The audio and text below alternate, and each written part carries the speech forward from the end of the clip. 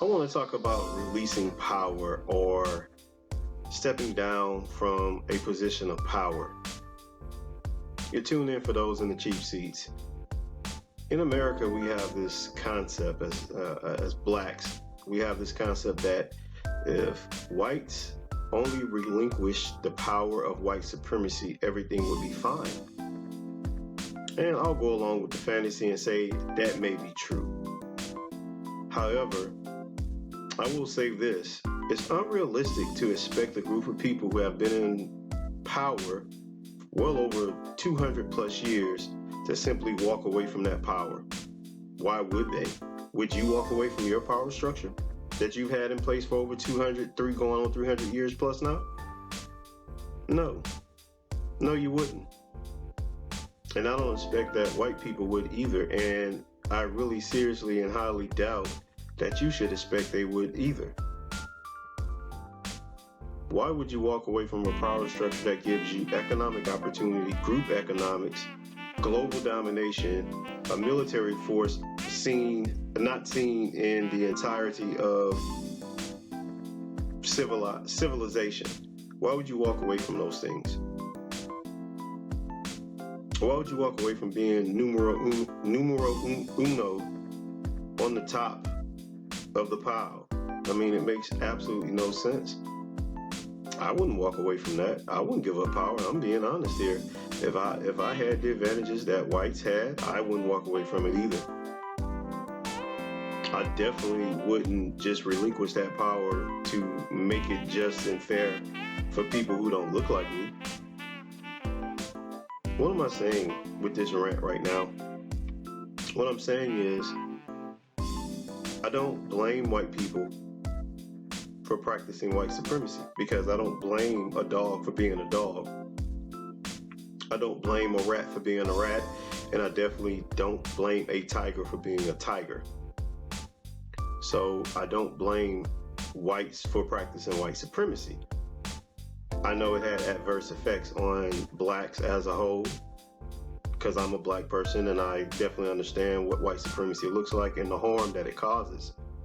However, if I was in that same position, I wouldn't relinquish my power either, because I have a vested interest in self-preservation. I have a vested interest in being on top, as well as you should. Everyone should have a vested interest in seeing their group as the dominant force.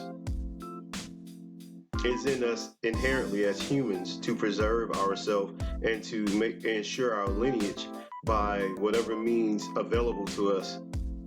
And whites have, for the most part, did a brilliant job of keeping themselves on top, because at one point in history they were not.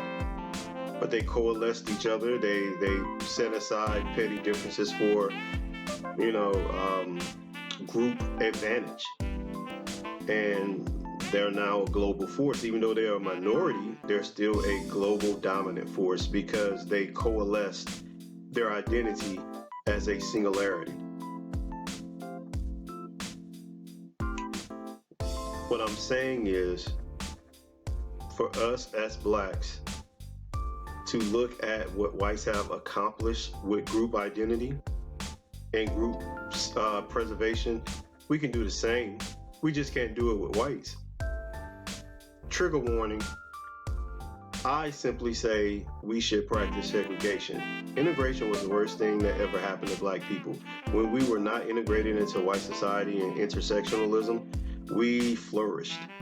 Our neighborhoods, we had Millionaires Row. We had communities that had banks, movie theaters, ice cream shops, drugstores, pharmacies, grocery stores, bus service, taxi service, recording facilities for music and artists. We had everything the white society had as a whole. We had those things. But black people in inherent nature to be accepted by those who do not look like them caused a huge push for integration among civil rights activists. Now, I'm not gonna negate or pretend that when we had these societies are these communities that were flourishing with economic independence, that whites did not destroy those, because we all know those cities were bombed, those cities were burned to the ground. The black population in those towns and cities were hung and thrown in mass graves. We know all these things happen. So I don't really want to dwell on, when white people come along and destroy those things. What I want to focus on is getting back to that, getting back to being segregated. And I'm not saying that we should segregate to impose our will to to put whites into some form of Jim Crow. That, first of all, it wouldn't happen. They're the dominant society. And secondly, only thing I'm saying is we need to segregate from others so we can get ourselves together, so we can establish some economic independence and economic power and practice group economics, so we can be a thriving force for change for our own sake. No one is our friend, and no one's going to come along and help us. We have to help ourselves. So if we want to become a people that are no longer oppressed, we have to focus on ourselves. We have to look inward. We have to make roads to separating ourselves from others, not maliciously and not because we hate others, simply because we want to be a people who are respected. And the only way we're going to get respect is by having our own, being self-sufficient. And when we do come to the table to trade or network with other groups, we have respect because we have the economic force behind us, because we put together communities that can stand alone and that cannot be bothered by outside forces.